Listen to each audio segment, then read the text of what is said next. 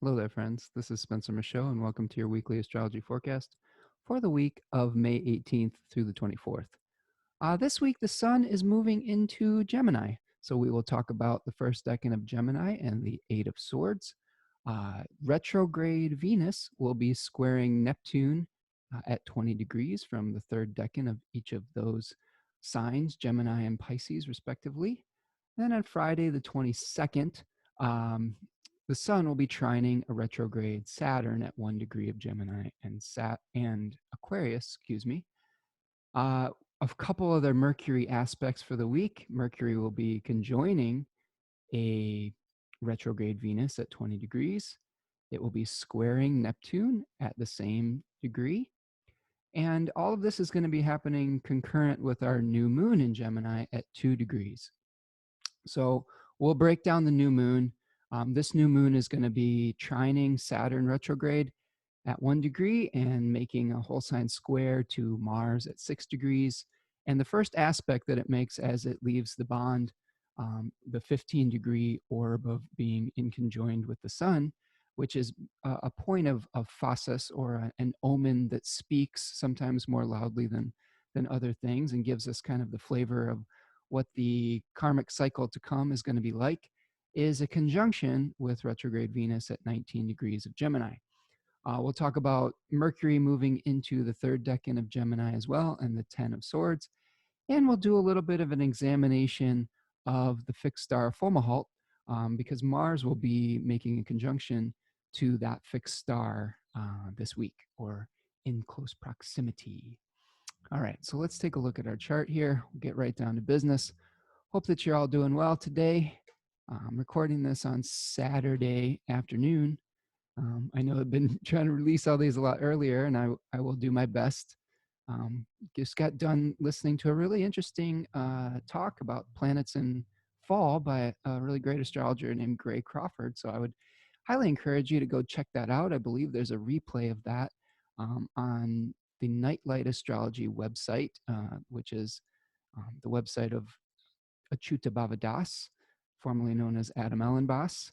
So there's some really good information in there. I highly recommend it. Gray's a great astrologer, so that's why we're getting a little bit of a late start today, but we'll get to it.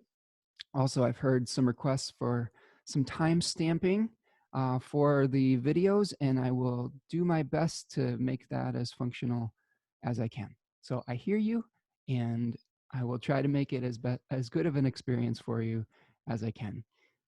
So the essential dignities for this week: the sun is going to be moving from 27 degrees of Taurus and then shifting signs into the mercurial sign of Gemini. So this will be a mutable air sign, which will be a lot different than the fixed earth that we've been experiencing with the sun in Taurus.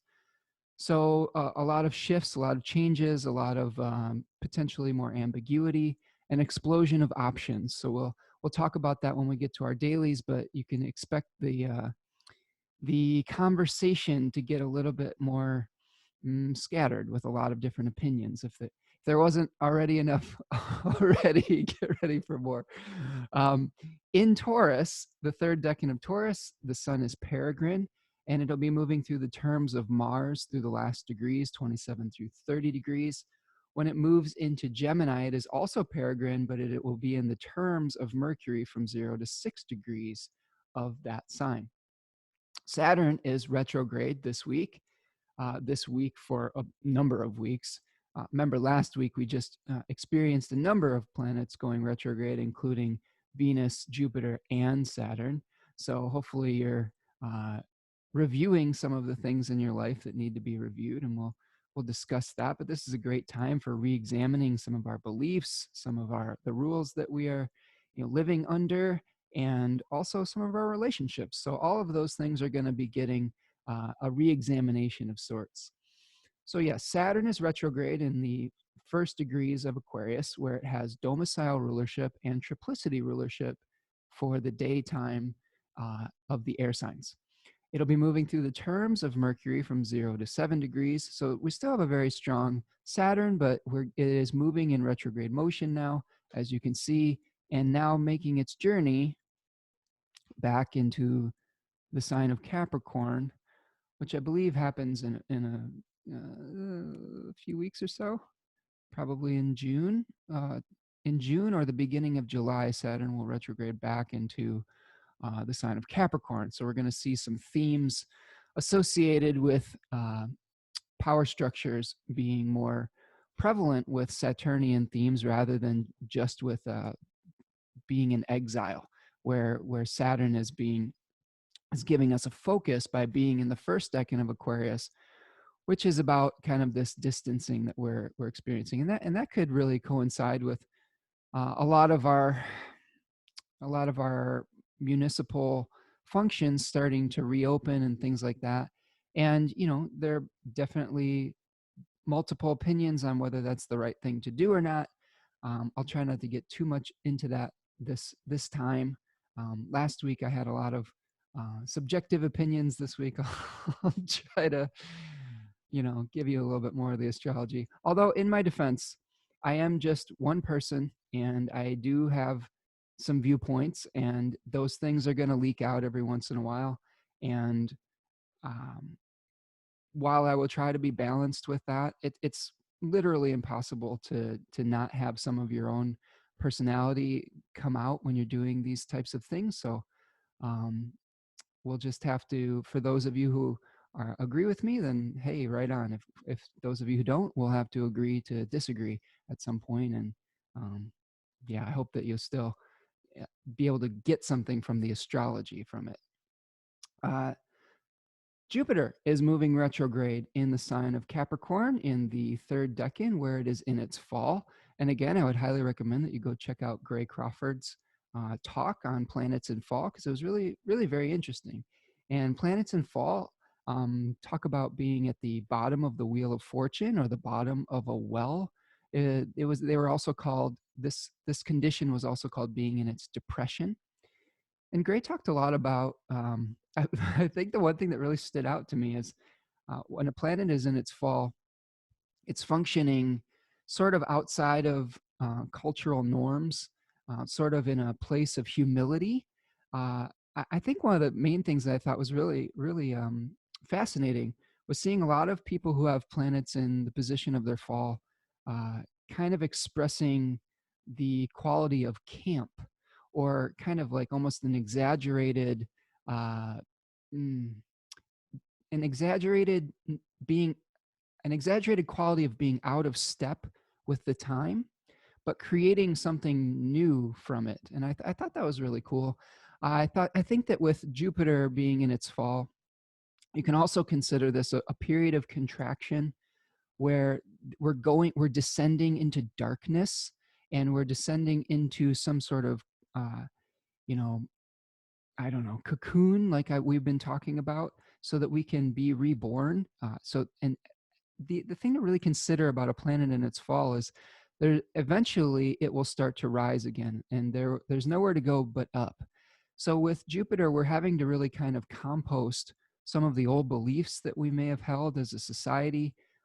Our ability to create abundance is in darkness right now. Our ability to create consensus is in darkness. And eventually, like a planet that has gone cazimi in the furnace of the sun, we should be able to have a rebirth of sorts. And again, that planet will start to function or come to light as it moves out of that condition. Now, a planet being in retrograde and fall kind of exacerbates that condition. And so we may not be able to get really in touch with our ability to create abundance or consensus as a community. We may be thinking a lot about trying to create those things from a very material perspective, since Saturn is the one that is hosting the earth sign of Saturn. Capricorn is providing for Jupiter. I think one of the things that has really been effective in my practice lately that I want to keep as a feature of these talks that I do is talking about the guest host relationship and the kind of uh, conjugation of astrological sentences. So Jupiter is basically the verb, and Saturn is the object. So we are Jupitering Saturn right now. We are expanding contraction, death, decay, limitations. So it's a really, really cool way of thinking about, um, I guess, Hellenistic astrology in general, but just your astrological chart and how we're experiencing it as a collective. Okay, so Jupiter will be moving through the terms of Mars from 26 to 30 degrees. Venus is also retrograde as of last week in the second decan of Gemini, and Venus is a really important player in our new moon, making some important contacts with Mercury this week. So really pay attention to where Venus is in your chart, and that will be the whole sign house of Gemini, and pay attention to the themes that are emerging for you as far as what you like, what you love, what you desire, how you create harmony in a certain area of your chart. And that may be asked to be reevaluated as we move through this retrograde cycle. Venus is going to be on the terms of Mars from 17 to 24 degrees, and then on its own terms as it retrogrades back from 12 to 17 degrees. So Venus is moving from 21 degrees Gemini and moving backwards to 19 degrees. Whereas Jupiter is only moving about, I don't know, a few minutes this week. It's very slow, very slow. And so again, if we look at our astrological sentences, we are Venusing Mercury right now. So Venus is being provided resources by the planet Mercury, who is in its own domicile. And Mercury is a planet that destabilizes, that questions, whereas Venus is a planet that unifies and harmonizes. So we are attempting to harmonize differing options, differing opinions, a lot of different ambiguities that we're trying to experience, a lot of different communications, where we get our information. But that is we're having difficulty with that since Venus is in retrograde motion. A planet in retrograde motion in the traditional system was said to be that was a debility. It was said to not to be functioning as properly as it would be as if it was moving forward. Now, I've talked about in this podcast in the past, we can also think about retrograde planets as a divine course correction because the planet is moving in the diurnal motion, which was associated with the divine eternal motion of the sun, whereas planets moving in zodiacal motion are associated with the motion of the moon, which brings things into being and helps them pass out of being. So we have one thing that's a little bit more consistent, stable, and eternal, and another type of motion that is a little bit more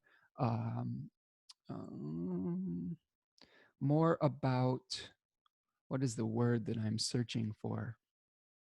Ephemeral, more ephemeral. So these retrograde planets are kind of asking us to let go of the oars of life and be guided by our higher selves, by the divine, not necessarily by that planet's will, but by something that is more transcendent. Okay, Mars is going to be moving through the first decan of Pisces, where it has triplicity rulership in the nighttime. Mars is the nocturnal ruler, triplicity ruler of the water signs. It'll be moving through the terms of Venus from 0 to 12 degrees, and it'll be moving from 3 degrees of Pisces to 8 degrees of Pisces. And it will pass over through that 3 to 4 degree range, the fixed star FORMALHAUT, which we will talk about in a little bit of depth. And I will read you a passage from Bernadette Brady's book on fixed stars, because I've been diving into that a little bit and trying to educate myself more on fixed stars. It's something that is fairly new for me, so I am just beginning to come to terms with what they mean and how to use them. It's a little bit challenging to figure out how to use the concept of parans, which is something that Bernadette Brady is very uses a lot in her book, which if I'm exploring this correctly, has to do with a more 360-degree view of a chart. Whereas when we're looking at the chart here, we've got this very two-dimensional way of thinking about it. But if we think about this rising over here, this is a horizon, and this is a western part of the horizon. I'm looking at the eastern part of the chart on the left-hand side and the western part on the right. And we've got the south up here at the top, the north at the bottom. This is our midheaven up here, right? The highest point in the chart, the most visible. And the IC is where everything is down below the earth and invisible.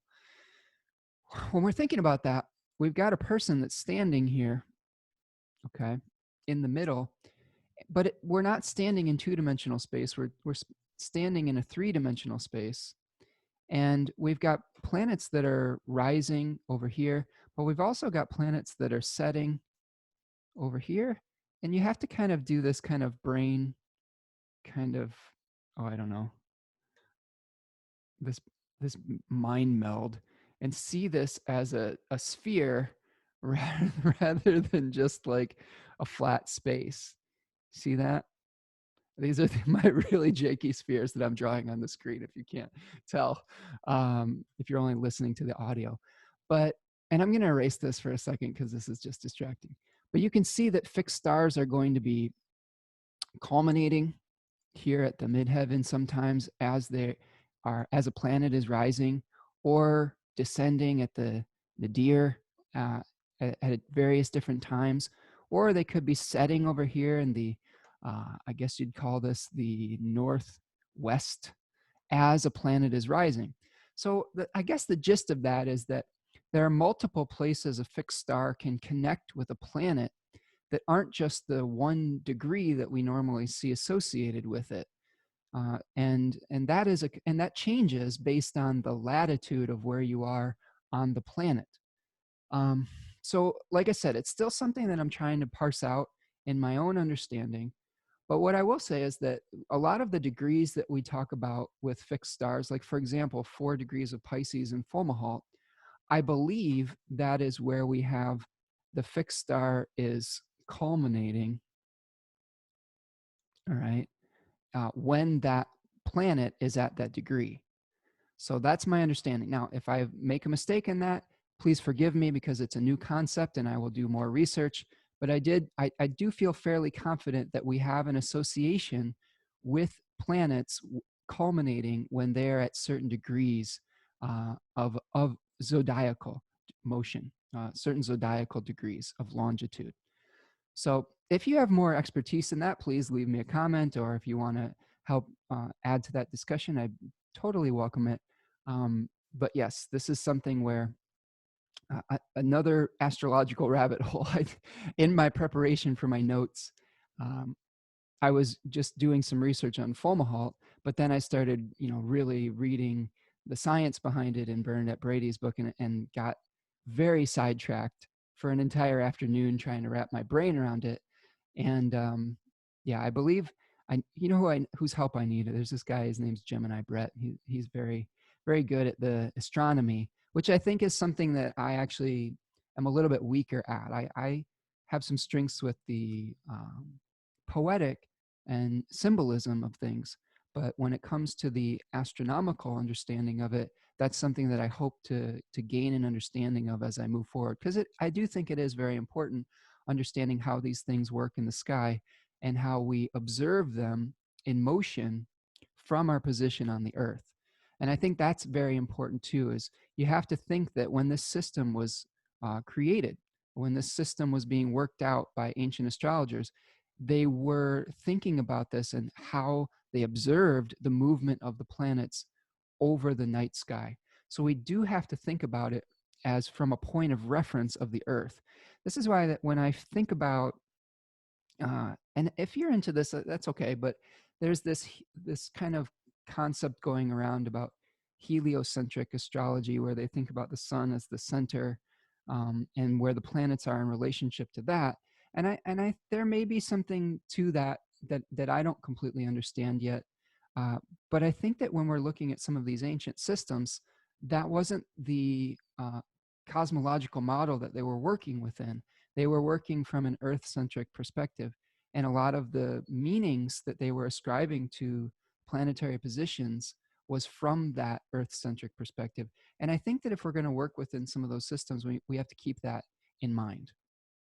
Not to say if you do any solar-based astrology that there isn't merit in that. It's just, it's a little bit different than I think that how the ancient authors were thinking about planetary movement. Okay, Mercury itself is moving through the the second and third decan of Gemini this week.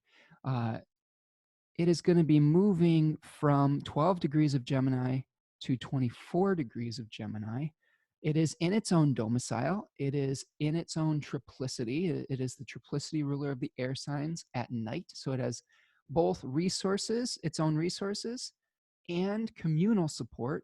Remember, triplicity rulers were like the nature of Jupiter. So kind of like the wind in the sails. They were associated with the 4 directional winds in ancient astrology.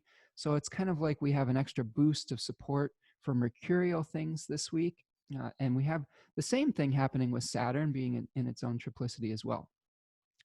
Mercury will be on the terms of Venus from 12 to 17 degrees, and then on the terms of Mars from 17 to 24 degrees. And again, terms or bound rulers was like a curriculum setter. It was setting the game plan for the planet, and it had to work within that particular structure. So if you have think about it like this: if you have a planet that's in domicile, or you have a planet's domicile, in this case, let's call it Gemini, which will be Mercury's home. That is like its temple. You could think of the bound ruler as like a room within that temple where you have to do a specific task. And there are certain rules within that. Like, you're not going to cook food in the bathroom. There's certain functions that a bathroom is for. And there's certain functions that a kitchen is for. So there is a planet that may be responsible. So like, say you have a kitchen ruler, and Venus, for example, could be the bound ruler of the kitchen. And there are certain expectations in a kitchen. We're not gonna take a crap in the sink. Like, that would probably make Venus pretty upset. Whereas we're probably, if we're practicing good hygiene, we're probably not going to cook food in the bathroom. So I think that's the way that I've come to terms with that concept, and one way of thinking about it. Okay, the moon this week is going to be waning from its balsamic dark phase to the new moon. Again, the new moon is going to be happening on Friday the 22nd, and then beginning to wax again. The moon is peregrine as it moves through Aries. It then moves into its exaltation in the sign of Taurus, where it is also the triplicity ruler of the nocturnal triplicity ruler of the earth signs, and it has dignity by face or decan in the second decan of Taurus. So a very strong Taurus moon. But interestingly enough, that very strong Taurus moon is going to be happening in the balsamic phase.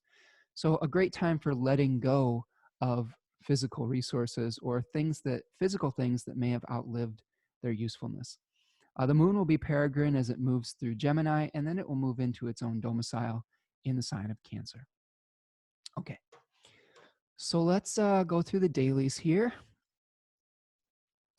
And I will share one chart, and we will start to look at our daily motions. Okay. So Monday, the 18th, we're finishing up the sun being very close to the fixed star Algol. And remember, I think I talked about this last week, that Algol is the head of Medusa and was one of the malefic fixed stars. So a contact with a planet and Algol could cause some challenges, could cause us to potentially lose our heads, like Medusa in that story. Yeah, I don't know if any of you have had some difficult relationship challenges coming up with Venus going retrograde and the sun being on Algol. That's a pretty, I would say it's a volatile combination for those two planets, and probably does not lend itself to rationality in relationships. Potentially there could have been some kind of events that was a blow up that required reevaluating some of the ways that you bring harmony in your intimate relationships or with friends or colleagues or anything like that. So yeah, if you've had stuff going on like that over the last week, maybe feel free to share your story in the comments. Okay, on Monday the 18th, the moon starts out in Aries in its balsamic phase. And the balsamic phase is when we have a less than 45 degrees between the sun and the moon. It's the very end of the lunar cycle. And this is really about uh, letting go of things, about kind of trying to incorporate all of the lessons that we learned from the previous lunar cycle.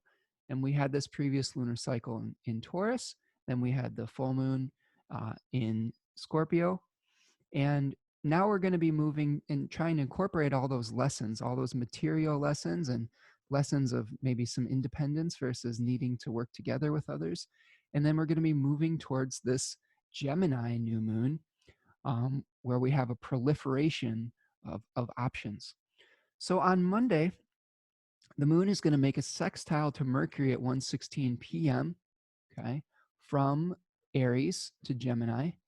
So we've got a moon Mercury sextile. So there is some kind of positive conversation between the two, okay, where we may be starting to initiate, okay, or trying to find identity within all the multiplicity of things that we're being presented with. So that could be part of that sextile there. We may feel an energy, like there may be a match that is lighting the flame of our curiosity. We may feel like initiating something with this too, which is interesting because with the moon in Aries, there's definitely some impulses to start something new. But I would caution you about starting anything underneath this particular moon phase, because really the more overarching zeitgeist of the time is a letting go, is an incorporating of a lesson to help us plant the new seed. Again, we're starting our week off with Venus, Jupiter, Saturn, and Pluto, if you want to include an outer planet in there, all retrograde. So it's definitely a time of reevaluating things. The other thing to consider on Monday is that Jupiter and Pluto are coming back into a conjunction and are, almost within that 3-degree orb, where we're going to see that become a much more highlighted conjunction or co-presence. And so we're going to be seeing themes that are going to be coming back with the Jupiter-Pluto conjunction. And the other thing that is important on Monday, so again, I don't want to belabor the point of Jupiter-Pluto, but a lot of the themes we were seeing were Jupiter and expanding some of the exposure of some of the corrupt systems that we live within. There are many astrologers that associate the Jupiter-Pluto conjunction with the coronavirus and the expansion of corrupt elements within our collective experience. So we could be seeing some themes coming up with that again. Of course, we're still in the middle of this. My professional opinion is it's not over by any stretch of the imagination. And I think this is supported by a lot of the retrogrades and then some of the conflicts that we see with some of the more intense squares towards the summer months that we're going to be experiencing, especially with Saturn and Mars, when Mars moves into Aries and squares Saturn in Capricorn. So we're going to be revisiting some of these themes again and really asking a lot of questions on what really the right thing is to do. Okay. The other thing that's going to be happening on Monday at around 7 a.m. that I think is important to examine. Let's go to 7 a.m. so you can see it. There it is right here. Mercury is going to be making its appearance as an evening star. And what that means is that it is, Mercury is indirect, is direct in motion, and it is separating from the sun. And remember, we recently had the superior conjunction. That's when the planet Mercury or Venus is moving in direct motion and makes a conjunction with the sun. So I didn't want to trip over my words, but Mercury and Venus are called inferior planets, which in the Hellenistic geocentric model, they were within the orbit or within the sphere of the sun, whereas the superior planets were outside of the sphere. You know, you had kind of this like, you know, nesting dolls type of spherical understanding of the universe at that point. And you had the Earth at the center, and then you had these two you had the moon here, then you had Mercury and Venus, and those were called the inferior planets. And then we had the sun, and then we had you know, the superior planets, which are Mars, Jupiter, and Saturn. Okay, and those were called the superior planets, and those were thought of having their own spheres or their own realms. Okay, I'm drawing concentric circles here. And then we had the realm of the fixed stars, which were outside of those. They were said to be almost like, I don't know, a lot of ancient astrologers thought of those to be even greater in power to the planets. So very interesting thoughts on that. I have a lot more research to do on that, so forgive me if my thoughts are still kind of formulating with all that. There's a really great book that I desire to acquire after reading just the kind of the introduction to Bernadette Brady's book, that is called, I believe it's called Hamlet's Mill. And really, it seems like there's some really very interesting concepts in there regarding the pole star and how the ancients thought of that pole as everything revolving around it, and the importance of seeing ancient philosophy through that concept of having like a pole that's running through the earth that everything is rotating around. And I'm going to have to order that one, and I would point you towards that book for because she's quoting it over and over again. In regards to how we understand fixed stars. So there's another rabbit hole for you to go down, but I'll let you know once I do some more research on that with that book in particular. Okay.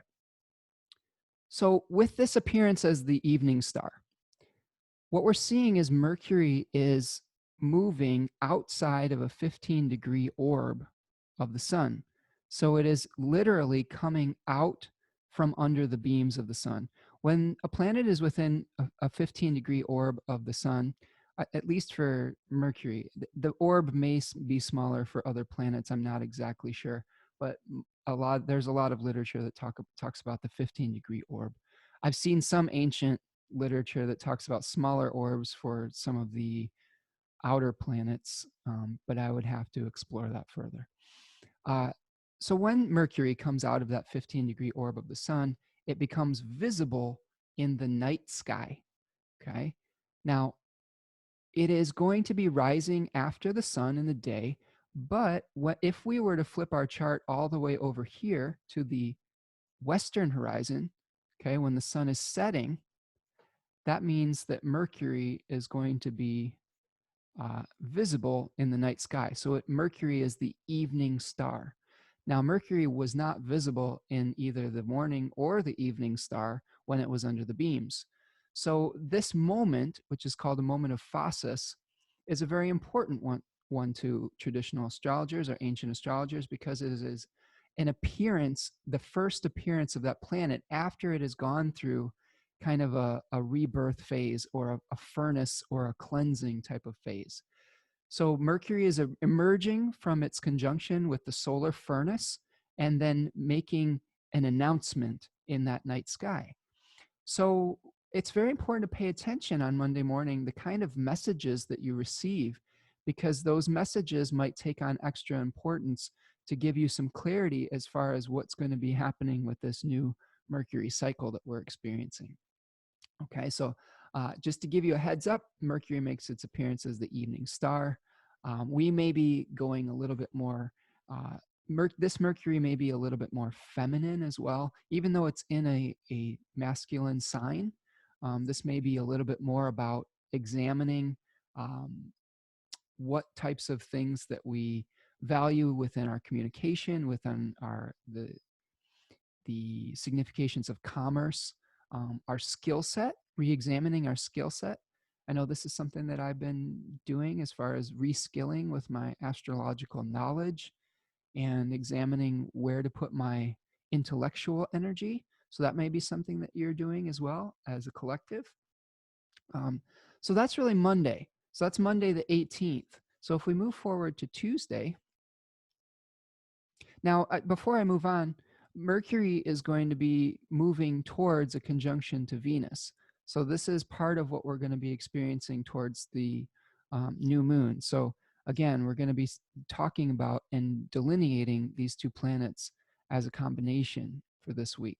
And their themes are very intertwined. So Mercury and Venus. So destabilizing unity.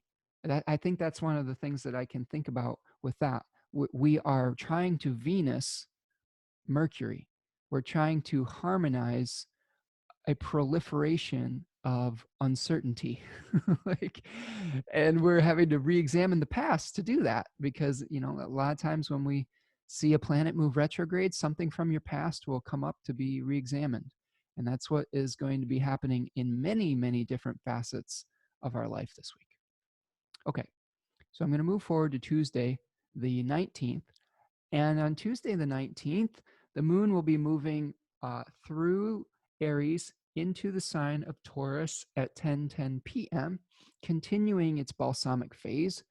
The moon will be making a sextile to that retrograde Venus at 4:17 a.m. at 21 degrees of Aries and Gemini.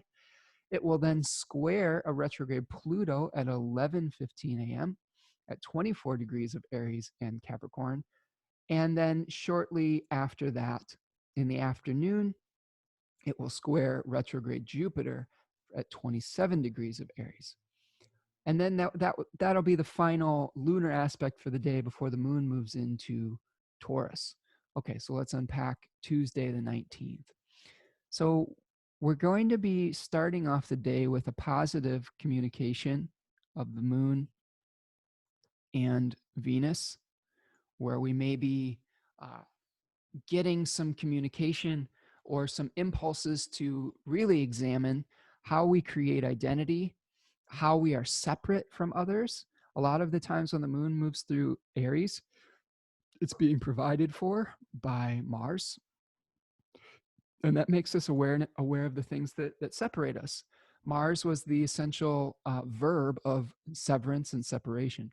So we may be getting some clarity as to how we are different and how we create a different identity than the people in our lives. And that may be a clarifying conversation or a clarifying moment on Tuesday the 19th. Now, the end of the day, as the day progresses, the moon is going to be making some difficult aspects to Pluto and Jupiter. So some of those reevaluating our desires and what makes us happy and what we love is going to come in contact with how we create abundance in our life and how we are attempting to find meaning. Anytime we have Jupiter in the mix, we're attempting to find meaning, and we're attempting to unify or confirm or bring things together. So we may, our new realization about what we value may make it difficult to come to some kind of consensus with the material structures of our life on Tuesday. And this is all really being hosted by Mars and Mercury. Okay, so Mars, again, I was going to talk about Mars being on the fixed star of FORMALHAUT on Tuesday. So you can see Mars right now is at 4 degrees of Pisces, and that is the point I believe, if I'm getting this correct, where FOMALHAUT will be culminating as that planet is moving through that area of the zodiac. Okay, so there's definitely a connection between that planet and that fixed star.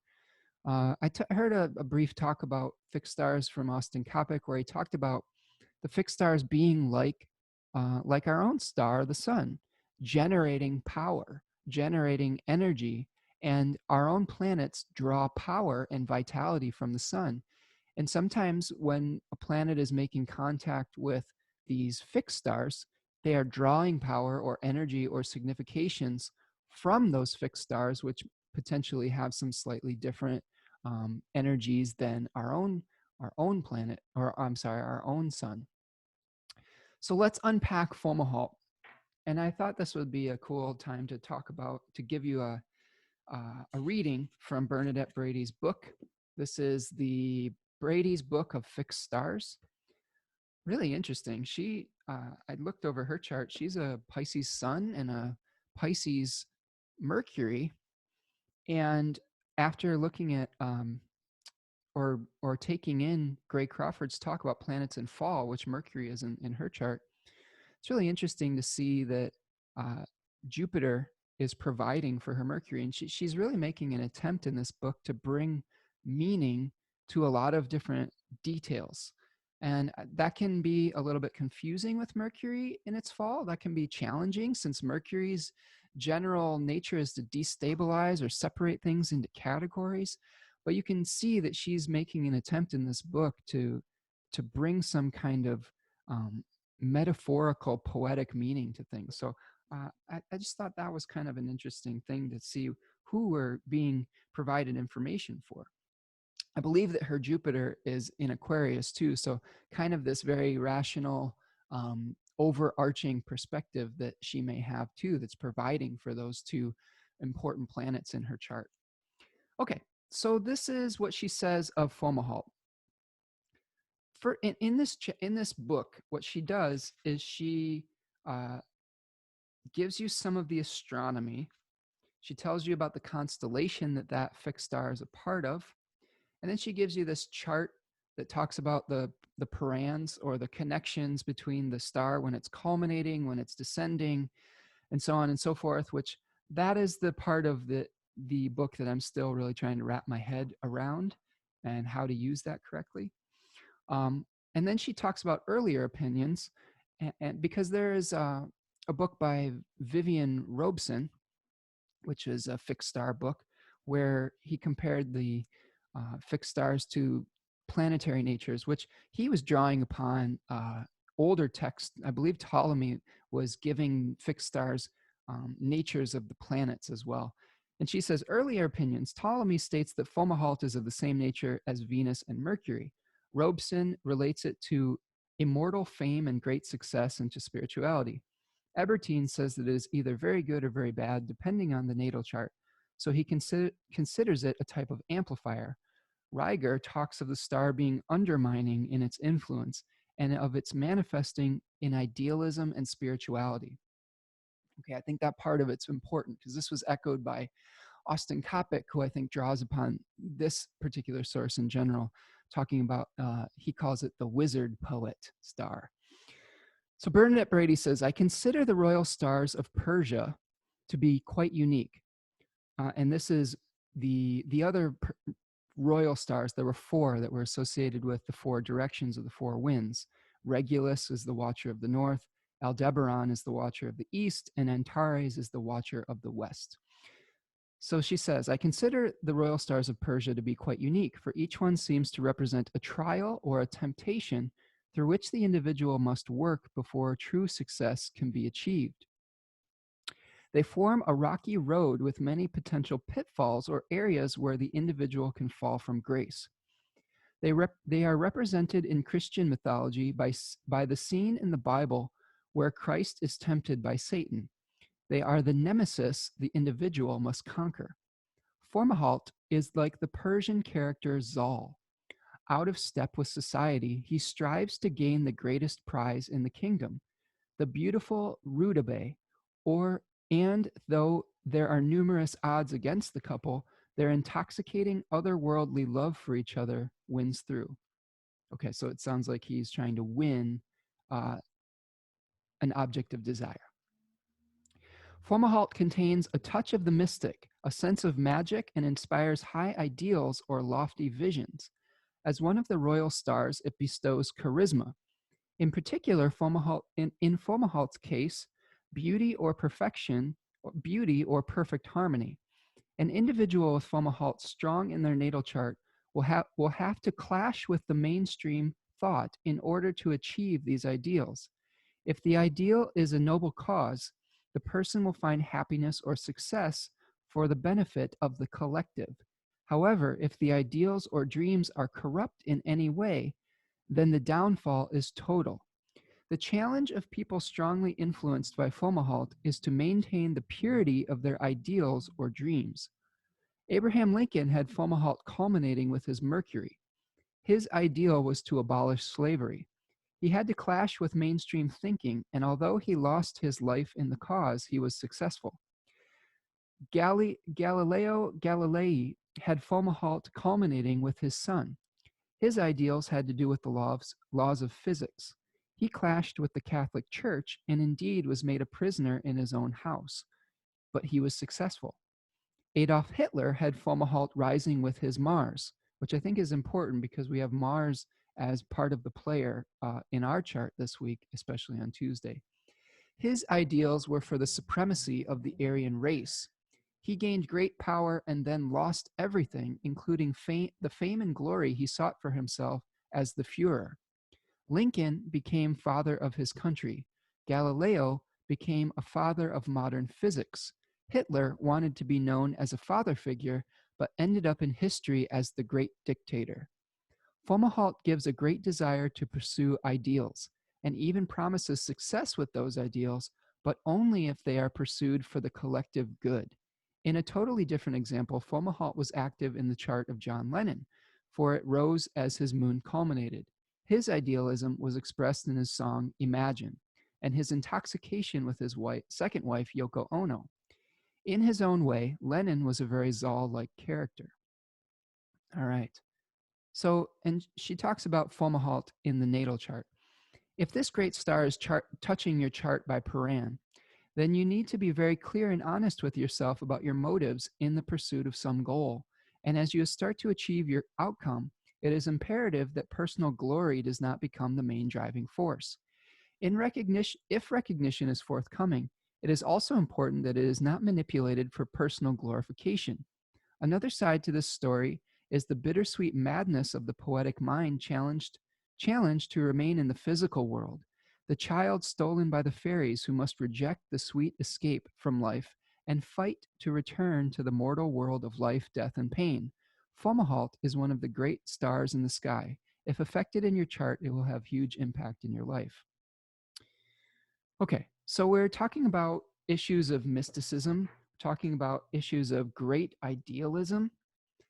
And I think that works really well with the decan that this is part of as well, because we see in the first decan of Pisces is the Jupiter ruled decan. I'm sorry, no, I'm mistaken in that. It is being hosted by Jupiter, okay, which is in its fall, and it is a Saturnian decan. But we have the VIII of Cups, okay? We have the VIII of Cups where we see a figure that is wandering off into the distance in search of something spiritual. So they're leaving material reality behind sometimes. So we could associate this with potentially wanting to escape reality in search of some kind of ideal. Now, we cannot talk about FOMAHALT and Mars in this position without talking about the condition of Jupiter. And Jupiter is in its fall. Jupiter is corrupted right now. It's in darkness. It is it is at the bottom of the wheel of fortune. We're trying to find consensus, but from a place of materiality. Materiality, that's a hard word to say. Now, I wanted to take this time to show you the tarot card of the week that I pulled, and it was the Emperor reversed, which really talks about the themes that were very co-present with Hitler and his Mars. So with Mars on FOMALHAUT, we may be feeling aggressive towards trying to take action, and the desire to sever or separate uh, with Mars in this position. So this is a place that accelerates our idealism, that causes us to be willing to fight for what we believe in. But I will caution you that it's being provided for Jupiter in a very dysfunctional place, and with a conjunction to Pluto, which can really amplify some of the issues of wanting power and control. And here I have uh, a little description of the Emperor reversed. It says, Emperor reversed: dictatorship, oppression, powerlessness, immaturity, injury due to another's action, fraud. If the Emperor is reversed, it indicates loss of control over a situation or yourself. Do not enter into battle. You will be hurt in the long run. It says, stop being immature and do not be afraid to step out on your own. Do not become tied to your parents. It is time to leave the nest.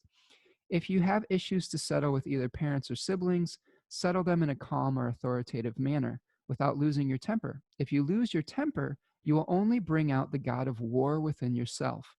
Be aware of someone attempting to defraud or cheat you of what is rightfully yours, particularly if it is your birthright, whether it be money or land.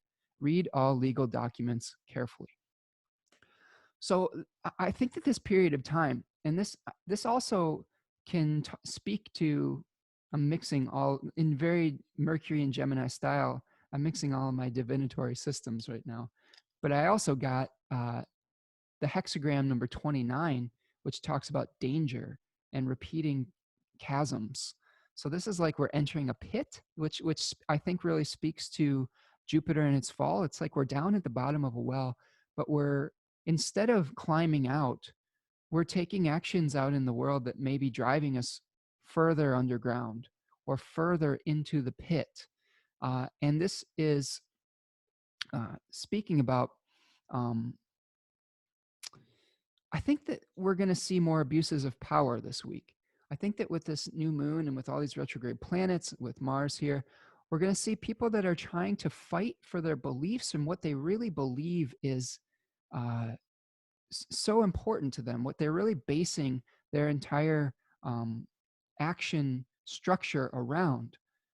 But remember what Bernadette Brady said in that book, and I want to highlight that, is it stresses that being conjoined FOMALHAUT, those actions need to be in support of the collective, When those actions are being used in pursuit of a selfish ideal, it brings a total fall from grace. And, I think that if we're seeing our collective actions, if we're going to be fighting for an individual dream, that could lead to the greatest fall. Whereas if we're fighting for something for the good of the whole, that may lead to the immortality of righteousness that we see in these other figures that were trying to advocate for something that supported a holistic way of being in the world. So I would caution you this week, especially with the moon moving through Aries, make sure that if you're going to try to fight for a cherished belief, recognize that Jupiter is in its fall, conjoining Pluto. So there may be a disconnect between our higher self, and that we may be tempted to pursue a dream that is a little bit more self-serving than one that is supportive of the collective. And that could lead to abuses in our personal power, in our personal worlds, and it could lead to abuses in the collective as well. We have seen over the course of the communications surrounding this from in my own particular country. I know I have some international listeners as well. A bit of self-aggrandizement that is coming from our leadership, where there is a continuous pursuit of trying to gain credit for the actions that they are taking. And then a lot of backlash and a lot of argumentative types of behavior when they feel that they are not acknowledged. So I would watch for more of that, especially with Venus being retrograde as well. It's kind of like the gloves are off and there's not as much of a desire or an ability to harmonize the communication that we may be experiencing. Um, I would also say, as we move through the week, Mercury and Venus are going to be squaring Neptune. And this is going to lend quite a bit of confusion to the mix. So I want to, make that clear is that we're going to have a lot of confusing messages, a lot of mixed messages that are going to be coming in.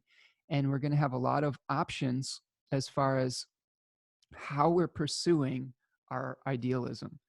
And there's going to be many different opinions as to what, first of all, what our ideals even are, because what I've seen over the course of this is that we definitely don't share a lot of the same ideals as a community. We're coming from a lot of different directions.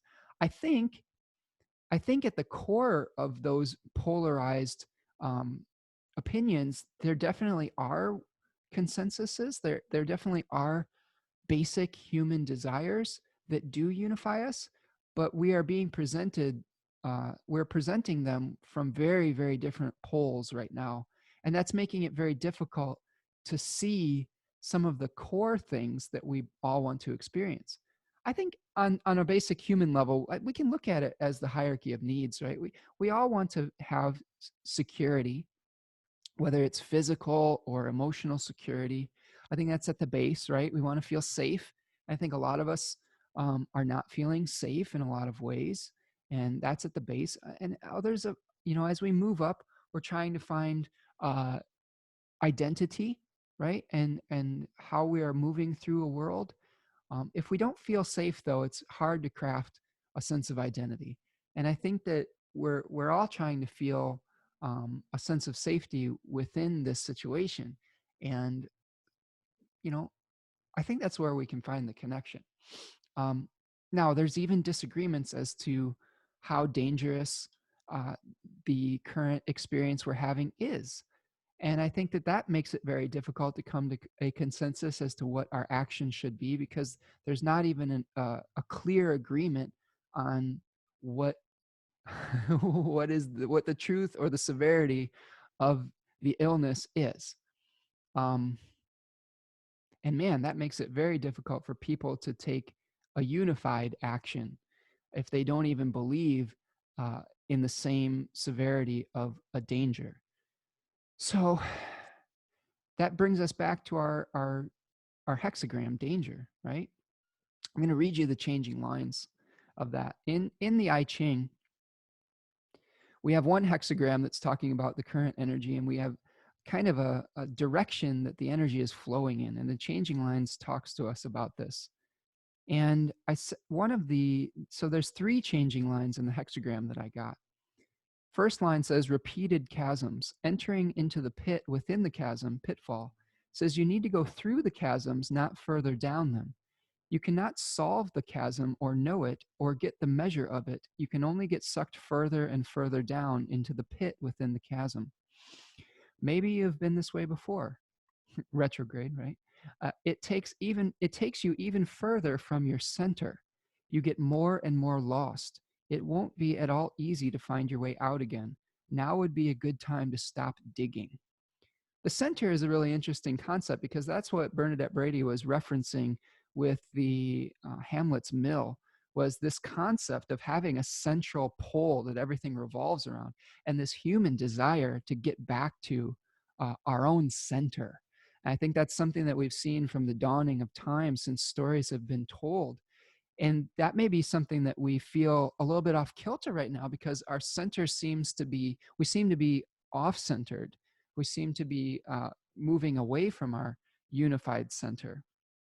And I think what this first changing line is saying, instead of naming what we have here and understanding it, we have to stop digging the hole deeper, right? I think that's And I could, one perspective could be if we rejoin society too early, we're continuing to put ourselves into danger rather than eliminating the threat. That could be one way of thinking about it. Um, I'm sure that there are other people that have other opinions, and maybe you can discuss that in the comments if you're so inclined. The second line is called a cup. It says, a cup of wine, a pair of dishes, using earthenware. Let in the ropes from the window. In the end, no mistake. It says, imagine someone isolated in a prison pit with just a small opening to the world above, and help is lowered through the opening. With a link to the world above the pit, there's no longer any need to dig further down. This is a very simple picture. There's an opening and a connection, and there is help. It's not much, and you may wish it could be more or faster, but there's really no call for a more elaborate offering. Simplicity and discretion help to ensure the connection can be made smoothly, where grand gestures might alert the guards and trigger a defensive reaction. Okay, so that also speaks to our Jupiter in fall at the bottom of the well or the bottom of a pit. And that talks about simple actions. It's like we don't have to have these grandiose actions that we're taking. We don't need to try to re-engage with the past all at once. This may be just slightly coming to terms and slightly like slowly and patiently moving towards the reality that we want, all the while kind of evaluating whether those steps have been effective or not. I think that could be one way of thinking about it. And in our personal lives, this could be like, you know, we're trying to find our way back to center. We're trying to find our way back to safety. And it doesn't need to be this giant declaration. I think that we're trying to solve a problem right now. In a lot of ways, I think it's really interesting. My opinion as an astrologer is that we're going through a period of contraction. We're dealing with a threat that is universal and a public health threat. Now, other people are looking at a public health threat through the lens of a political power and individual rights lens, which I can understand some of the thinking, but it's, I think bringing a gun to fight a disease is the wrong tool. And that's kind of how I feel is what we're experiencing right now. We're bringing the wrong tools in some cases. Some of us are using the right tools. Like I think the proper tool is, the social distancing, wearing the mask, having patience with the process, being able to let go of our attachment to material, physical reality and pursue maybe a more spiritual path. Now, that doesn't mean that you have to completely sacrifice every physical thing or every physical lifeline that you have, because that would be counterproductive too. If we try to escape physical reality completely, then we're leading to our own, its own set of issues and problems. But it's just very confusing to me to see some of the more extreme expressions of people trying to confront this problem with what I am considering ineffective tools. And I guess on the flip side, if I were to say this on the flip side, if I'm trying to understand where those folks are coming from, I guess they don't really see the disease as the big problem. Their problem is they see the oppression of the government and their rights being infringed upon. To which I'm still not sure that brandishing semi-automatic assault rifles is the solution to that. But that's a discussion for another day, and I don't want to go too far down that rabbit hole. We'll stick to the astrological things of it. Again, I can only filter my interpretation of the symbols through my own consciousness. So if that's not where you're at, then we'll have to agree to disagree. Okay, so that's kind of my exploration of FORMALHAUT. So there's one more changing line in our hexagram for the week. And this will be a good thing to lead us towards our experience of the sun moving into Gemini on Wednesday. Okay, so let's move forward to Wednesday. All right, this is Wednesday, the 20th of May. And I'm going to move the chart forward. And we're seeing that, you can see that the sun is moving in the last degrees here. And now let's go where the sun is. So the sun moves into Gemini right about 10 a.m. or so. And this decan, well, let's think about it on the larger term, and then I will circle back to the last changing line in the hexagram, because I think it has significance. So the sun moving into Gemini is being hosted by Mercury. So if we are doing our sentences, we are solarizing Mercury. So the sun has a commanding presence. It is associated with light, with knowledge, with identity, with knowing. And so what we are doing is we are trying to, also the concept of selection. So whereas Saturn is exclusion, the sun is selecting and sort of bringing you into the inner circle. So we are selecting, commanding, bringing light to destabilization with Mercury. Mercury is the concept of uncertainty, destabilization, communication, differing opinions, curiosity. So we're bringing an awareness, a light of the mind to mercurial things. And it's especially strong because Mercury is in the same sign. As Mercury is in its own house. It has all its own resources. So this could be a very powerful moment for learning, for communication, for a feeling of everything is up in the air, though, as well.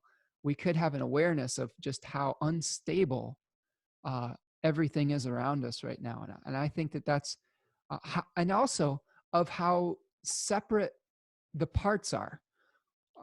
Jupiter is the planet that does things from a unified perspective, and I think that one of the things we're seeing in America is that we have all these different municipalities creating their own rules because of the mercurial figure that we have leading the federal government right now. We have a destabilization of the unity of the country and more of a kind of a fend for yourself type of energy, which we've seen play out as the states have been kind of left to their own devices by the federal government. And I think that we're going to have an awareness of that as we move forward with some of the states, attempting to reopen. I believe last week in Wisconsin, the Supreme Court, the state Supreme Court struck down a governor's stay-at-home order, and there were people congregating in bars, no social distancing, no masks. And there were certain counties within that state that said no, like Milwaukee and Madison were like, no, we are not lifting restrictions. And I think that is some of the energy we're going to see with the sun moving into Gemini and Mercury being very strong, is just a little bit of chaos when it comes to trying to find any consensus as to what the rules are. And with Saturn moving retrograde, it may be some more difficulty following the rules. When Saturn's direct and in Aquarius, we may be more inclined to do the hard work necessary to right the wrong.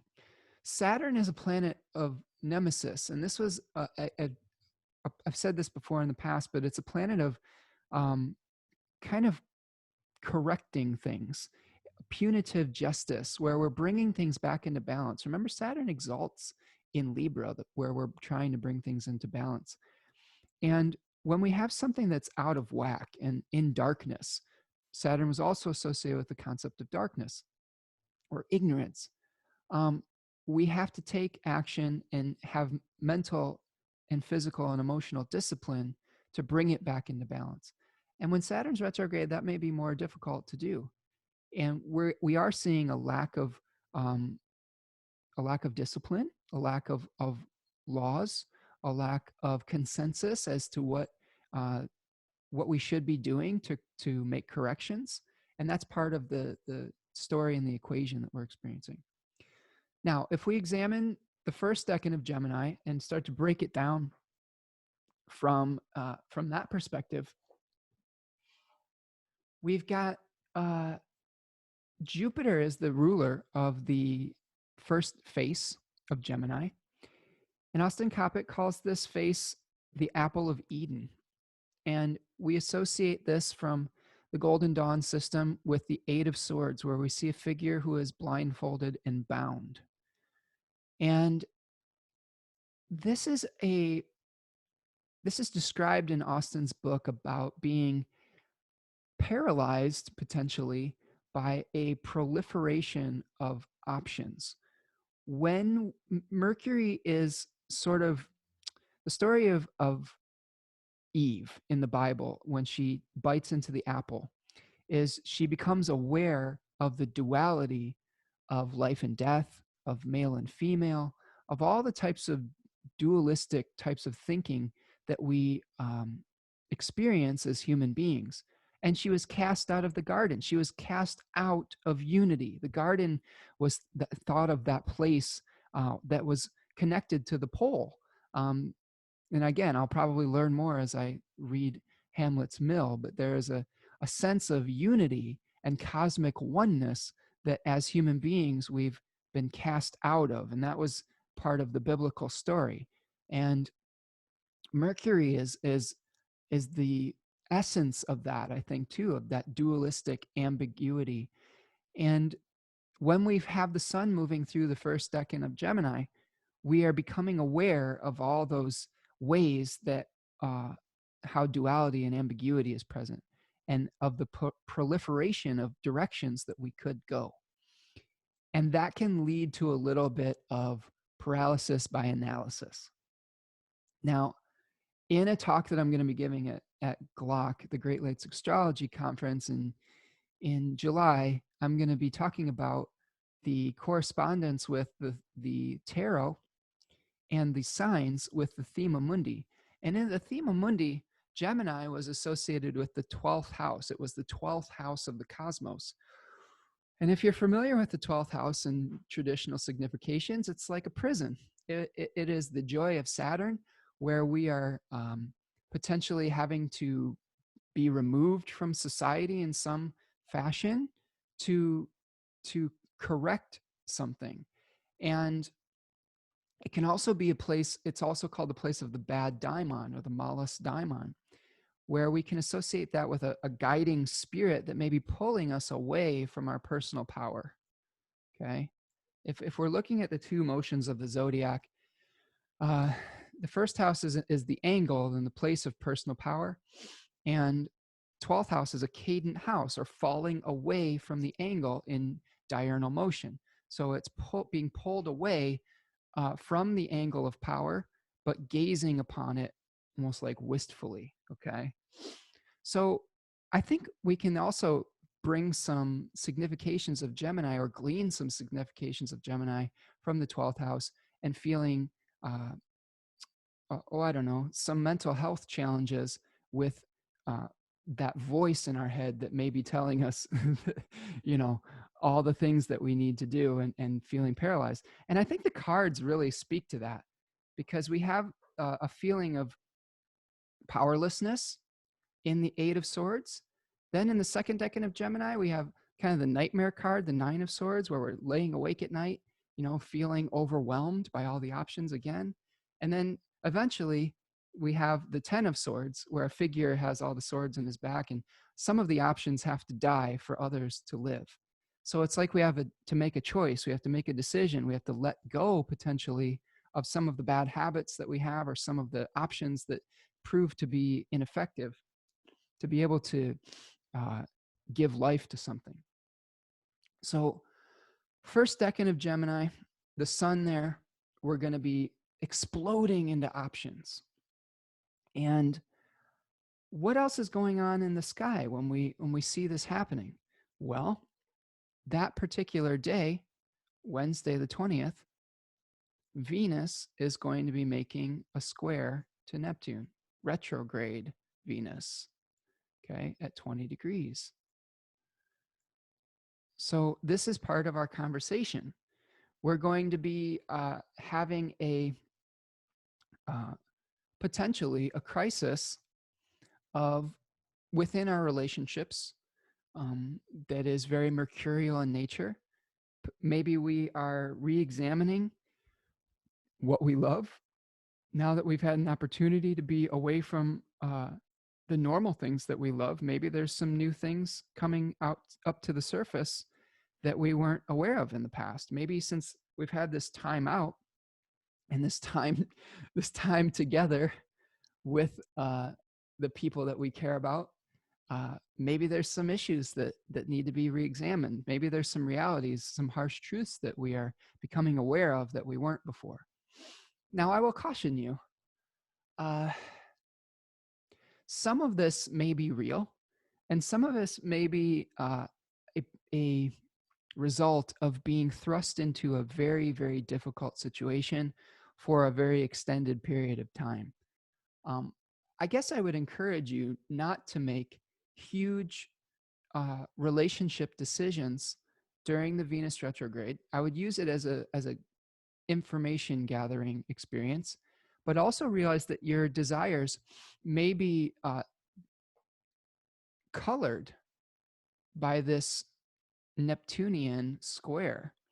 You may be very idealistic about what you want and what you desire, and that may be causing a conflict in relationships. And this could be true to the collective as well. There may be a real idealization going on as far as what the reality of our situation is, and it could be leading to some actions where we say, I want this, I desire this very strongly, but it's coming from a place of illusion.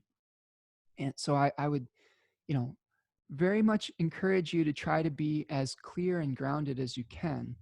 And both of these planets are in mutable signs. So mutable signs in general have a kind of destabilizing quality. So we could just be having everything being put into question. This could also lead to some very idealized relationships too.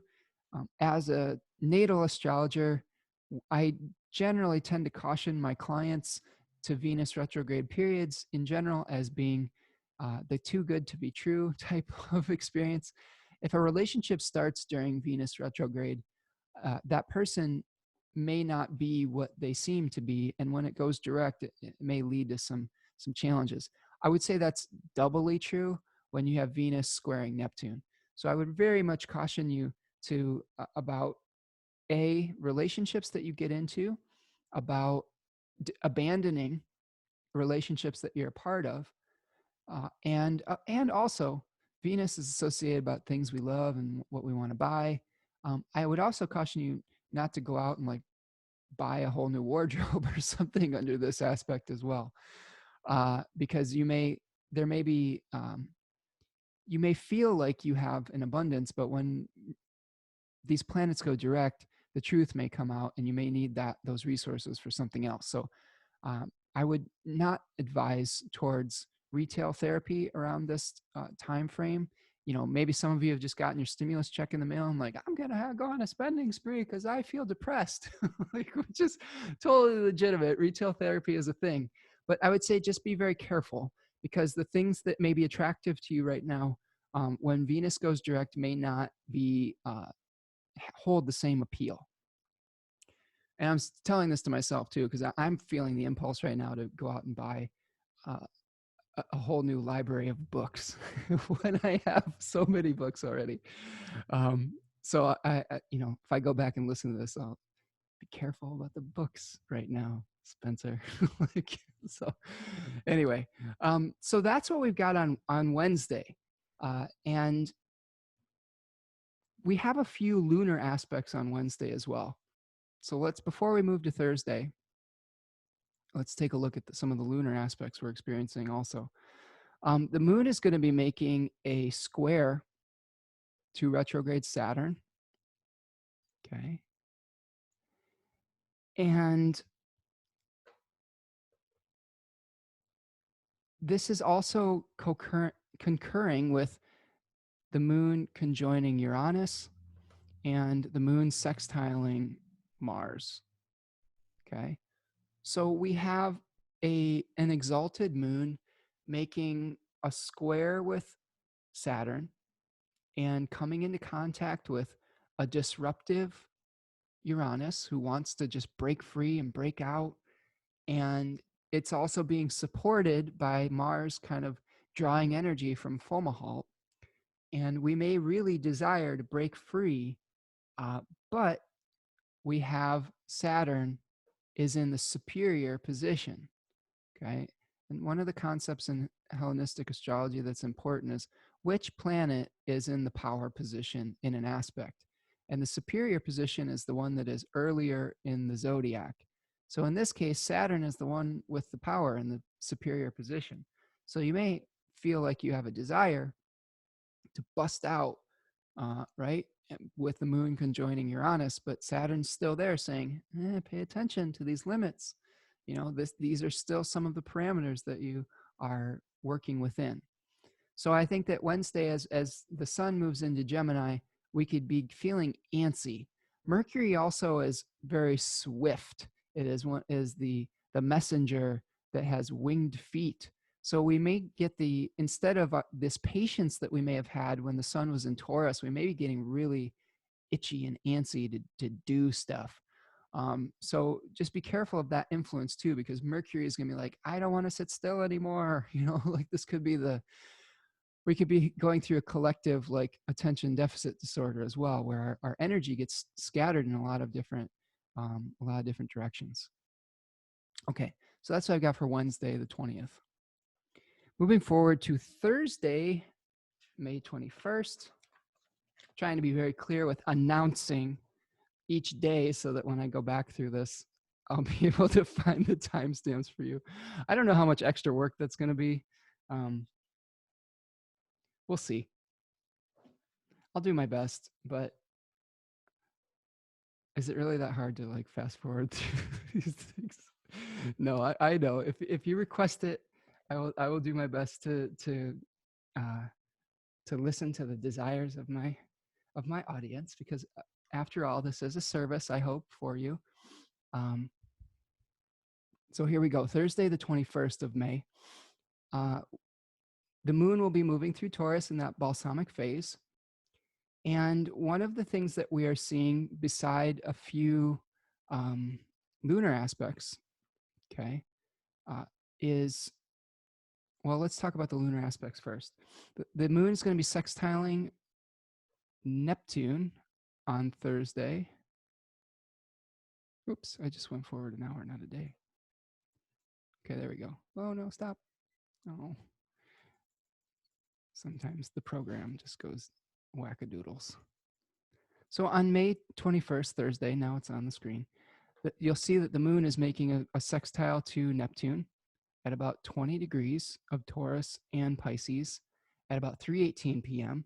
And then it will make a trine at 11:28 in the evening to retrograde Pluto from 24 degrees. So those are our lunar aspects for the day. One sextile to Mars, I'm sorry, to Neptune, and then a trine to Pluto.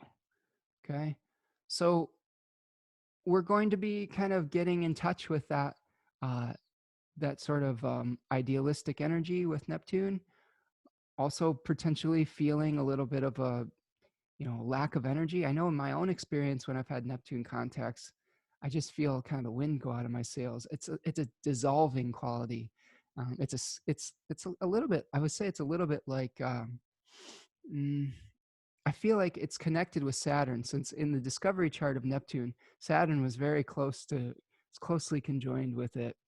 And so it feels like, almost like a depression or like a limitation, or like we've had some boundaries or something, which is interesting because we think of Neptune as dissolving boundaries, but I found it as like a hitting my head against a wall type of experience and a lack of energy. So we may be experiencing that through Thursday, the 21st. When we have the trine with Pluto, that's going to trigger a desire potentially to, re-examine how we're using our power, how we are composting things within our life. It could bring up some things from the depths of the underworld. Pluto is that energy of decomposition. It was like the nuclear fusion and fission, right? It was kind of that it makes big things. If I'm quoting Alan White, it makes big things small and small things really big.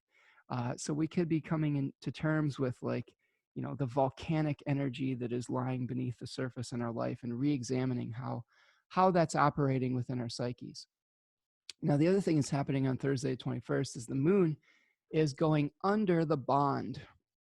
So you can see right here, and this happens at about 16 degrees of Taurus at around 7:49 a.m., around 8 a.m. or so.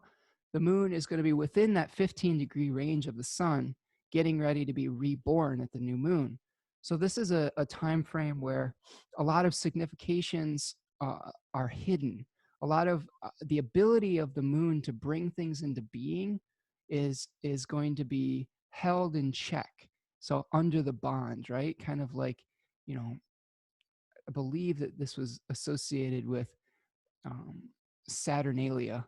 So we've got kind of the limits that we're working within. Like when they say we have loosening of the bond in a chart in a zodiacal releasing, it was that time in there was a festival where prisoners were let free, or there were a lack of boundaries or rules, or they switched kind of the roles in the society. So but this is a time where the moon is something that is like a membrane around the earth that is allowing things in and letting things pass out.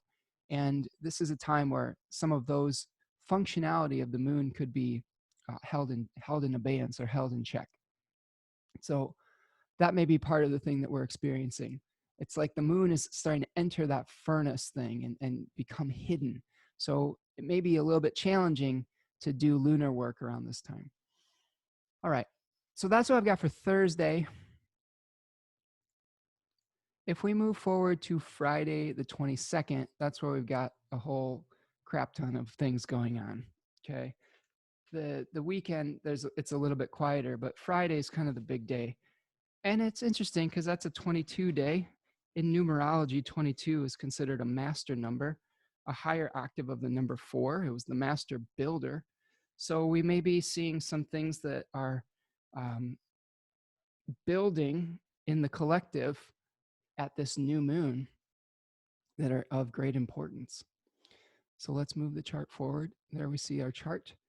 And I'm going to go forward to the new moon, which happens at 1:38 in the afternoon. Okay. And we'll unpack this in the context of the new moon, because there's many aspects that are players in this new karmic cycle that we're experiencing here. So, okay, here we see the new moon at 2 degrees of Gemini. Okay. Of course, both of these lights are coming together and they are being hosted by Mercury, who is also conjoined retrograde Venus. So these two are working like a pair right now. And we are seeing a trine from this new moon to Saturn in Aquarius within 3 degrees, and a square to Mars.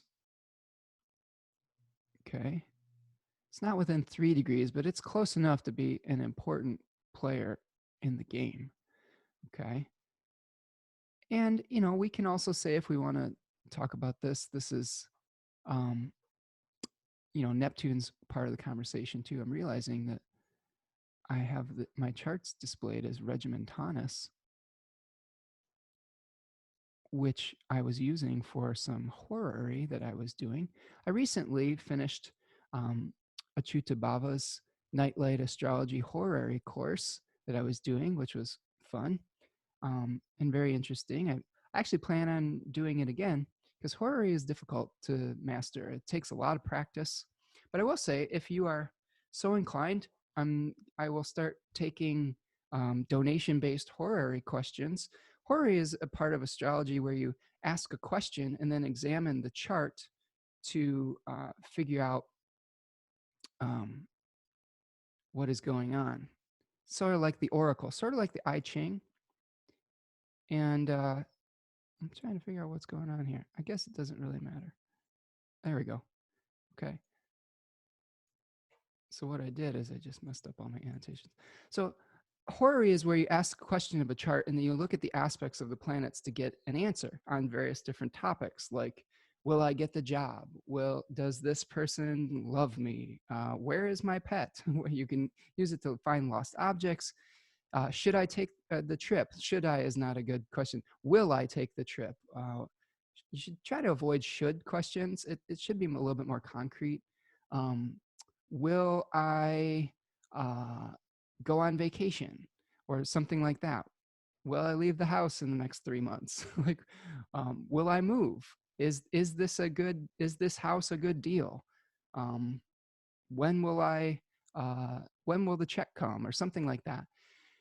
So I'm going to start taking, donation based. So that means like whatever you want. If you want to contribute something and send me any questions you have to my email at spencermichaudastrology@gmail.com if you have a question. With the caveat that I'm still learning this and it's something that it's an exercise in learning. So if pay whatever you want, or if you want to just have a question answered, it gives me good practice. So I won't standardize my horary rates until I've done a number of these and probably gone through the course again.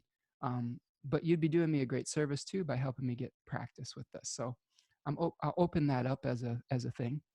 But anyway, back to our little digression. Back to our new moon in Gemini on the 22nd. Again, we are hosted by Mercury, which is conjoined retrograde Venus, trining Saturn in Aquarius, retrograde Saturn, and making a square to Mars. So let's break that all down. So this is all new moons are when the sun and the moon come together, are conjoined. And this is a beginning of a new cycle. This is a new seed is being planted, a new karmic impulse, a beginning of a story. I like to think of it as the beginning of a narrative. It doesn't mean that we always have to do everything at these beginnings of these cycles. We can just be aware that this is the initiation point of a new chapter. And I think if we view it like that, we can take some of the pressure off ourselves to be like, I have to set all these intentions at the new moon. That's okay. You can set intentions in your life if that's what you're into. But I think that more so what I will say is look at this as being the inception moment for the story that you're going to be living out for the next month or so. And that can help you to bring some of the other aspects into context, like when we have a first quarter moon, and then when we have a full moon, and when we have a last quarter moon. That's going to just help you understand where the root of those conflicts were and potentially what we might be needing to learn from it rather than what we need to do. I don't think we always have to do everything with astrology. I think we just have to observe it sometimes, and that can inform our choices, but it can also just give us understanding so that we're not tossed about as severely without awareness. Okay, so before this all happens, the moon makes a trine to retrograde Jupiter on Friday at 27 degrees. So there may be some last earthy contact between the moon. Again, the moon's going to be on Algol though, so there may be some kind of challenge that happens late Thursday, early Friday, even though it's a trine. That could be a potential for some conflict. All right, so let's unpack this. At 4:41 a.m., Mercury is going to be conjoining Venus retrograde at 20 degrees of Gemini. So this is where we may be seeing blendings of Mercury and Venus significations. So remember, we're trying to harmonize Venus potentially with things from the past because it's retrograde. So we're harmonizing things from the past, and we're harmonizing mercurial things. So this could be communications, potentially with old friends, old lovers, reevaluating old relationships, reevaluating what we desire, what we love. This could be on our minds, Mercury. There could be flattery or gossip. We could be writing or journaling about the past. This could be a nostalgic there could be a nostalgic quality to this aspect as well, since Venus is retrograde. I know that I've seen a lot of people posting about music that they loved from their youth recently with Venus turning retrograde. So that could be something we could see that's part of our story. There could be an attempt to reconcile opposing viewpoints. Again, with this conjunction, Mercury is destabilizing relationships. So it's presenting us with different options. It's presenting us with some questions and with uncertainty. I think it's important to recognize that Gemini is a sign that is very much about questioning things, and Mercury in general is the skeptic and trying to separate things into categories and trying to contest things. Like a lawyer in a cosmic courtroom, the Mercury is examining the witness and asking them the questions and trying to create potentially doubt in the mind of a jury or a judge. Whereas Jupiter is the judge. Jupiter is the one that is trying to take all the different opinions and trying to bring it to a consensus and bring it to a judgment. So if you think about it like Mercury is our cosmic lawyer and Jupiter is our cosmic judge, the cosmic lawyer is very strong right now, and the cosmic judge is very weak. So that is something that as far as how well they are functioning. So it's like the lawyers are running the courtroom without a judge right now on some level. Insert lawyer joke here. But that's what we'll be seeing with Mercury conjoining Venus. The other thing that's happening is Mercury and Venus are going to be squaring Neptune. So that's another part of our conversation, is the square between both Mercury and Venus in Gemini and squaring Neptune. So this is part of, again, this is going to be part of the story that's going to be playing out throughout this entire lunar cycle. So we're going to be seeing a proliferation of options that's being hosted by Mercury conjoined a retrograde Venus, which is all of that menagerie of things is squaring Neptune. So potentially and Mars, if we want to think about it whole sign. So we may be trying to take actions from a very idealized position. We may have some tendencies to want to escape reality, with Mars and Neptune being in the sign of Pisces, and with Mars being fairly close to the fixed star of FORMALHAUT in the first decan. We may be wanting to leave old beliefs behind. This may be where we're questioning the entire foundations and structures that we've built our relationships on. Okay, we may be like, think about it like this. Let's say you have your partner in the witness chair, and now every single one of us is like a cosmic lawyer cross-examining our partners about everything that they've done or in the past. So I would really caution you not to lump every conflict that you've had in the past onto your partner right now, because I think that would be really easy to do. I think it would be more important to take one thing at a time and deal with it more as a separate issue, rather than trying to lump everything together and say, you did this at this point and you did this then, and then that shows that you're a terrible person. Well, I would caution you on that, because it may be that that person was doing the best that they could at that period of time. Now, if you feel like you are the cosmic judge, you may be trying to lump all of those separate actions into a judgment on the person, and that may cause you to take an action of severance. And I think that, remember, the cosmic judge isn't very powerful right now. And I think that the judgments that we may make, we may regret later if we are trying to make too many judgments right now rather than ask the questions and see things from multiple perspectives. And also allow your relationships uh, space to change. That may be the other thing we're experiencing with this new moon, is allowing our relationships to evolve. And where we started out with somebody may not be where we end up. And that's okay. They are human beings that are having an experience and going through the cycles and changes of their own lives, as are all of us. And sometimes people grow apart and sometimes people grow closer together. Sometimes certain parts of their life grow apart, but other parts of their life are still okay. And I think this is kind of a thing where I would caution you not to throw the baby out with the bathwater right now, because one part of your life may not be functional in your relationship, and see where you may be able to find some consensus, as difficult as it may be. Now, you may come to the final judgment at maybe at the end of the retrograde that it is just irreconcilable and you definitely have moved. There's a deal breaker, right?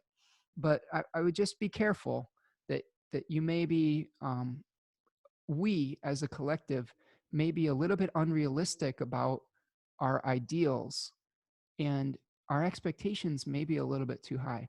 Now, I will bring you back to FOMALHAUT and say, in your relationship, are the two of you working for the good of the relationship, of the collective, of the family, of the whole, or are the motivations motivated by selfish desires? So I think that you can look at it from that perspective too. If someone has grown apart from you, but what they're trying to achieve is for some kind of collective common good, it would be much harder to denounce that behavior than someone who is, trying to glorify their own personal um, selfish desires, which could ultimately lead to a fall. Now, I can hear all of you in the background going like, wow, the conflicts, this person, my partner's being selfish. but you really have to try to get some clarity as to what their motivations are and what they're really trying to achieve and what you are trying to achieve, because you're a part of this relationship too. So those are going to be some of the important things in the new moon cycle. And Saturn is trying to assist. Saturn is trying to help us to reevaluate the structure that we're living within too, and the rules that we have set as a collective and as a society. So expect to see a lot of conversations about the validity of the rules and the actions that we've taken, whether it's necessary or not.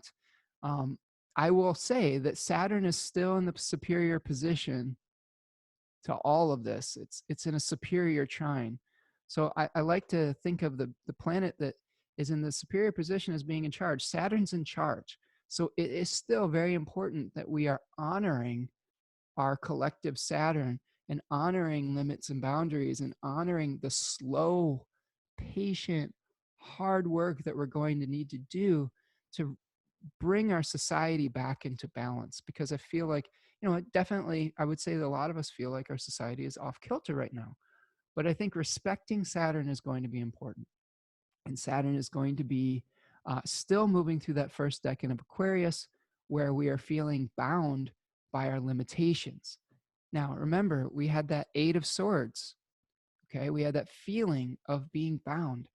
And I think one of the things it talks about with literature about this particular card is sometimes that feeling of being limited is more in our minds. And if we took a different perspective, we may see that we have a different type of freedom. And I think this may be one of a healthy way to look at this new moon and look at the situation that we're in general. We may have some limitations in our physical world, but that doesn't mean that our minds necessarily have to be limited. We may be able to find freedom through our explorations, through our intellectual explorations. I just had a really wonderful meetup with a group that's studying the book Cosmos and Psyche, and we're not able to meet physically, and that may be a limitation, but we had a lot of intellectual freedom in our conversation. I thought it was really fun, and it felt really liberating.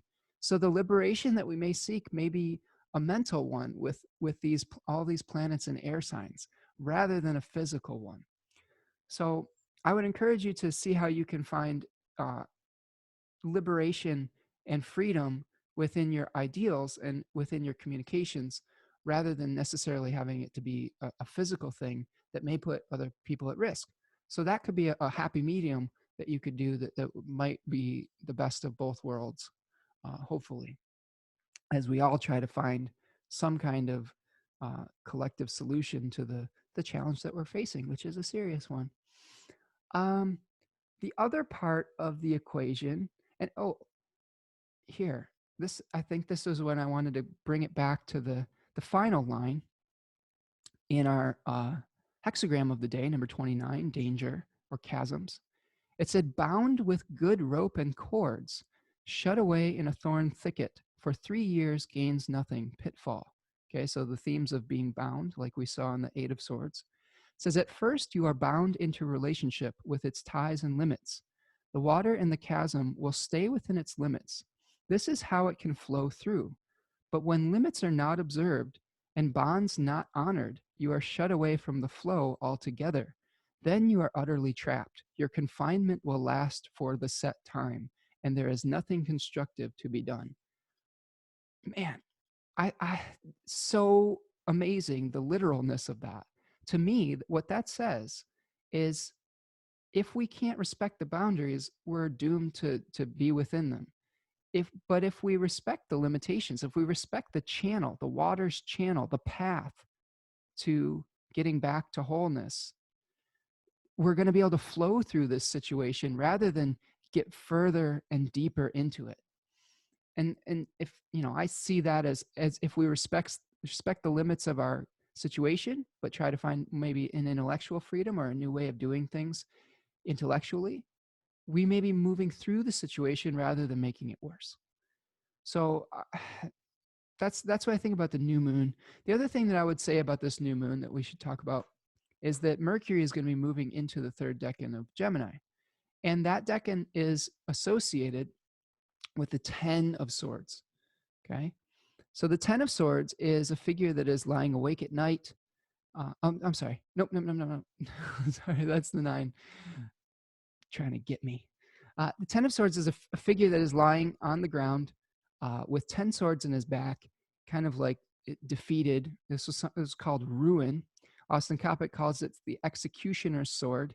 I guess the little thing is that even though there is defeat, the figure is giving like a thumbs up or something like that. Like, even though there's been decay and destruction, things are going to be all right. And the story that's told about this decan has to do with the Castor and Polydeuces myth, where one of the twins has to give up part of its immortality so that the other may live. Like one of the twins has to die so the other can live.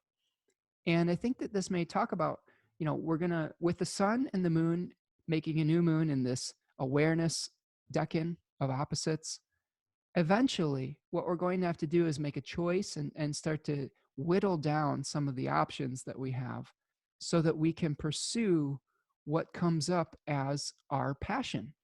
And this is true for Venus moving through that decan as well. As we may have to make a choice as to, we have all these options that we're becoming aware of, but we can't pursue all of them all at once. So we have to focus. So I think that it's about the focus that we're going to be experiencing. Now, the first aspect that the moon's going to make when it escapes the bond is going to be a 19-degree conjunction with Venus retrograde. So again, relationships are going to be a real focus of this. What we love, what we desire, the proliferation of options, reevaluating all the things that we, try to bring to ourselves. Remember, Venus is the planet that allows things to come to her. And when she's functioning properly, she emerged from the ocean as a phosphorescent, glowing being that was adorned with all these things. And I think sometimes when we have a Venus that's dysfunctional, like if Venus is in its exile in Mars's home, we tend to pursue things, and that can get us into some trouble. And this Venus is one where we're maybe pursuing multiplicity. So I would encourage you with this Venus, especially retrograde, to allow things to come to you rather than getting too fixated on pursuing multiple options and then making a choice. But you've got time. You can be patient. The hexagram that all these changing lines were moved into was right conduct. And this is talking about just taking the actions out in the world and keeping our composure. I'll read it to you real quick. It says, and they're talking about stepping on the tiger's tail. It says, treading a tiger's tail, it does not bite, creating success. It says, there are tigers in the outer world and also inner tigers. As you get close, it's good to recognize the tiger for what it is. Treading on the tiger's tail is perilous, yet if you can move into harmony with it, you can invite its power into your own life as protection, fertility, and blessing. To do this without getting bitten requires skill and care. Look to the power and intensity you are drawn to in the situation. Its specific danger is there, but also its potential gifts. Okay, so when we talk about treading on the tiger's tail, it's like when you're dealing with a dangerous animal or with a pandemic, your actions have to be well thought out and well planned, or you risk getting bitten by a dangerous animal or by a deadly disease. So I think as we move through this, we have to kind of make good choices as we move forward and in our relationships.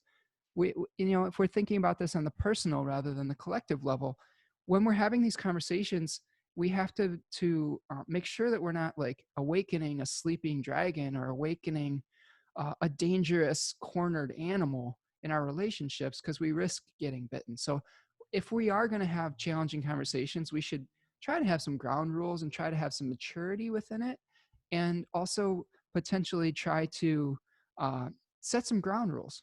Try to fight fair, I guess, is what I would encourage you to do. And how do we do that? Through leaving space for the other person to express their viewpoint.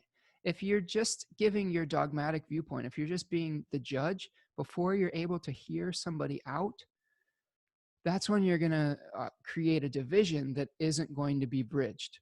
But if you allow space for that other person to give you their viewpoint and actually truly try to understand where they're coming from, there's a much better chance that you can find understanding within that and awareness.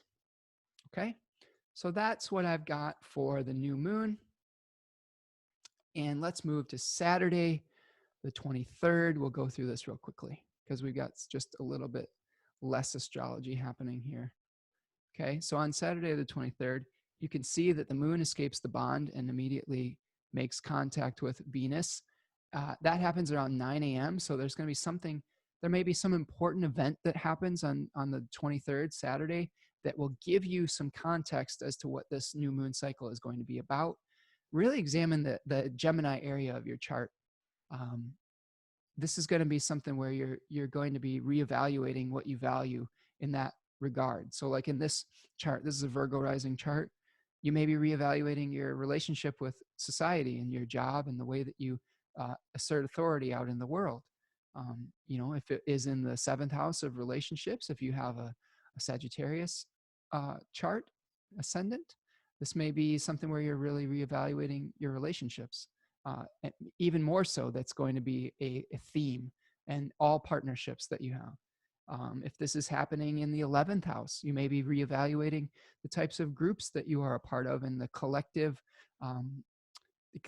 hopes, ideals, and wishes that you're trying to enact, the collective altruistic motivations that you may be trying to team up with others out in the world with. If it's happening in the 1st house, this may be, if you're a Gemini ascendant, this may be something where you're really reevaluating your own identity and the multiplicity of all the different facets of yourself. So it can play out in a lot of different ways. And again, if you're curious and you want to get some, actually retrogrades are a great time to get a reading because it helps you to reevaluate different things in your life. So if you're wanting some help on unpacking this new moon cycle, feel free to reach out for a reading. I'd be happy to help you out. Okay, so beyond escaping the bond and conjoining Venus on Saturday the 23rd, the moon will, it'll be conjoining the retrograde Venus at 11:14 p.m. That's when we're going to see the conjunction itself. It'll escape the bond at 9 a.m., but it'll actually perfect that conjunction at around 11. So this may be a day of like lots of conversations about what you value. Okay, on Sunday the 24th, that's the only lunar or non-lunar aspect that we have for the day. And on Sunday the 24th, the moon will be in Gemini, moving into Cancer at the more towards the end of the afternoon. And we're going to see the moon in Gemini squaring Neptune at 20 degrees at 1:33 a.m. and then conjoining Mercury at 23 degrees at 7:09 a.m. of Gemini. And then later in the evening at 7:08 p.m., the moon moves into Cancer. So again, we're going to be coming face to face with any illusions that we may have over the course of Saturday into early hours of Sunday, and then potentially having maybe a productive conversation as the moon conjoins Mercury in its domicile. Okay, I think that's what I've got for this week. So thank you for hanging out. Hopefully I will try to get some timestamps on here for you. Looking ahead to next week, the 25th through the 31st. On Monday, the 25th, Mars is going to be sextiling Uranus from 8 degrees of Pisces to 8 degrees of Taurus. Mercury will be moving into the moon's domicile of Cancer on Thursday, the 28th. And then on Friday, the 29th, we have our first quarter moon with the moon in Virgo at 9 degrees, squaring Gemini sun at 9 degrees as well. So that will be kind of our first progress report about this full moon is on the 29th of May. So I hope that you are all doing okay out there. Hang in there. Send me your horary questions. And, reach out for a reading if you want it. And we will, hang in there. I hope that you have a great new moon experience and that your curiosity is piqued. So I will talk to you soon, everyone. Make sure you smash that like button and share if you like this stuff, and leave me a comment as to how things are going. And I will talk to you soon. Peace.